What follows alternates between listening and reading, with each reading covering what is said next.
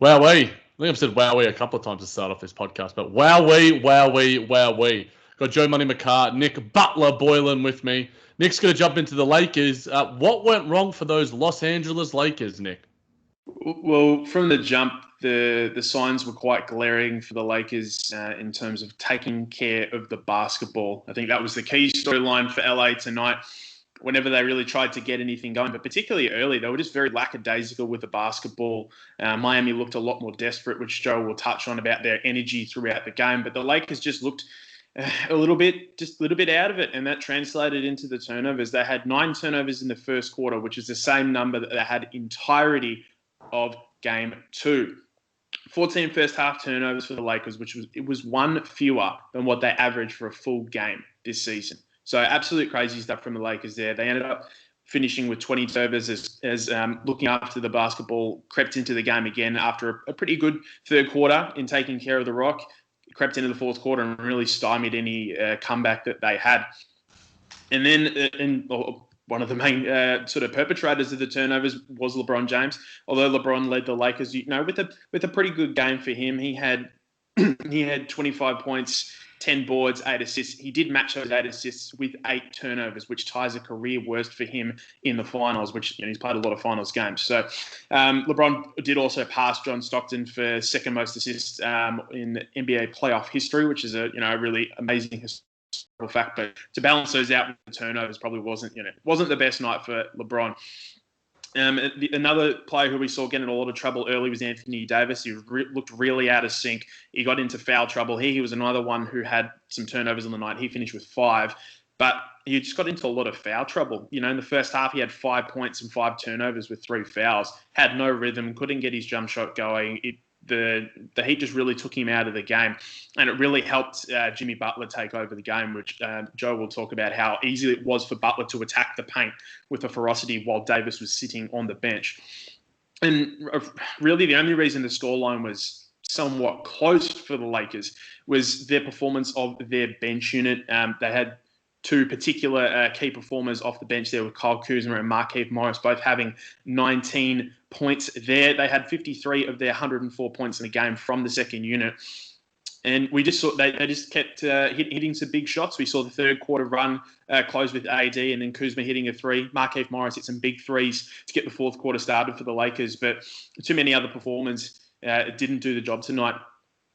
Joe made a good point to me about how KCP and Danny Green had been performing in the first half. In their past 2 games, they were combined 5 of 27 shooting. That was at the first half, and they only had 7 combined points tonight. So just not enough production out of the starting backcourt for the Lakers there. And then kind of a flip of the script, really.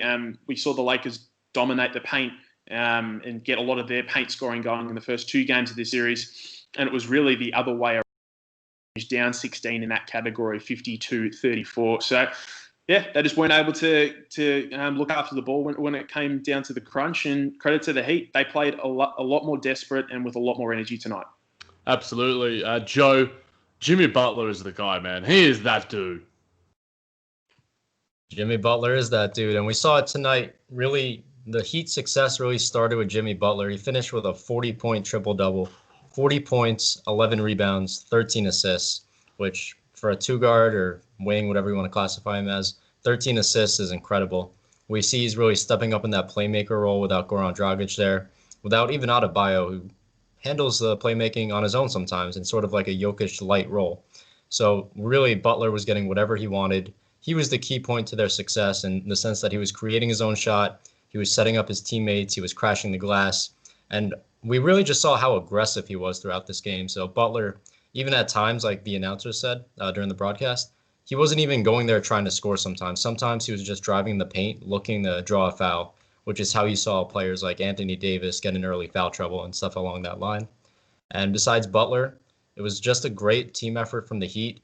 Tyler Hero and Kelly Olynyk both had 17 points each. Olynyk, who hasn't always been in the rotation, but has provided a nice spark off the bench. That 17 points is a great substitution for the offense that Adebayo would have provided. Granted, it comes a little more on the perimeter than Adebayo's general scoring, which comes in the paint. Hero, as we know, the fearless rookie, showing that he's not afraid of the big moment. Not the greatest shooting, but not poor also. So, you got to give him credit in that sense. And like Nick touched on also, just the energy and the pace and the control of the game the Heat had this game just seemed a lot better than the first 2 games, in the sense that Miami, from the get-go, just seemed to control everything they want. They were forcing the Lakers into offensive fouls. They were forcing the Lakers, I believe the Lakers had 9 turnovers just in the first quarter, into bad possessions. And we saw Miami just set the tempo early, but they really just remained consistent with it, remained humble, stuck to their game plan. And because of that, they're now 2-1, and a lot of people had the brooms out, but Jimmy Butler said, hey, put that back in the closet. We're here to stay, and we don't want to be counted out. We don't view ourselves as the underdog. Not at all. Let's get a quick prediction, not on the game itself, but Nick, do you think Bam returns for Game 4? I think particularly now that Miami have got that win, I certainly think Bam's going to try his utmost to get back for this next game. I think he's much more likely to come back in the series than Dragic at the moment, just due to the natures of their injury. We might see a more limited Bam, but I do think he plays in the next game. Joe, how about you? I'd say it comes back at some point during the series. It wouldn't surprise me if it's Game 5. If it's Game 4, I'd be a little surprised, but knowing the sense of urgency this team has, and keep in mind, by the Heat winning today, it basically provided them an extra 2 days where Bam Adebayo can recover and potentially come back and work his way back. So they bought themselves some time. It wouldn't surprise me to see him in the next game. Yeah, let's hope for the competitiveness of this series that he is back soon. And who knows, maybe miracles do happen and we see Goran Dragic suit up for some minutes for Miami as well, despite the nature of his injury, as Nick was alluding to, that plantar fascia.